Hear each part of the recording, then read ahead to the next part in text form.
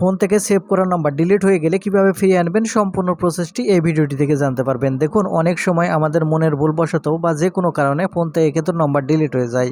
আর একবার যদি ফোন থেকে নাম্বার ডিলিট হয়ে যায় সেগুলো কিন্তু ফিরে পাওয়া অনেকটাই কষ্টসাধ্য।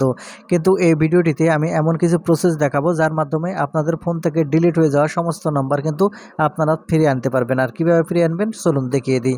তো মূল ভিডিওতে যাওয়ার আগে ছোট্ট একটা রিকোয়েস্ট, শুধু ভিডিওটিতে একটা লাইক দিয়ে দেবেন।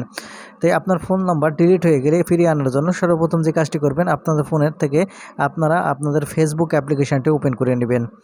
যখন এখান থেকে ফেসবুক অ্যাপ্লিকেশানটি ওপেন করে নেবেন, এরকম ইন্টারফেসে নিয়ে আসবে। এখন উপর দিকে লক্ষ্য করলে এখান থেকে আপনারা 3 লাইন অপশান দেখতে পাবেন। এখন এখান থেকে আপনি এই 3 লাইনের এই অপশানের উপর ক্লিক করবেন। 3 লাইন অপশানের উপর ক্লিক করার পর একটু স্ক্রল করে নিচের দিকে আসবেন। আসলে এখান থেকে আপনারা সেটিংস অ্যান্ড প্রাইভেসি নামের একটা অপশান দেখতে পাবেন। এখন এখান থেকে সেটিংস অ্যান্ড প্রাইভেসি অপশানটি ওপেন করার পর উপরে সেটিংস অপশান চলে আসবে, এই সেটিংস অপশানটি ওপেন করবেন। তাহলে এখানে আপনাকে এরকম ইন্টারফেসে নিয়ে আসবে। এখন এখান থেকে আপনি যে কাজটি করবেন, এখান থেকে আপনি স্ক্রল করে নিচের দিকে চলে আসবেন।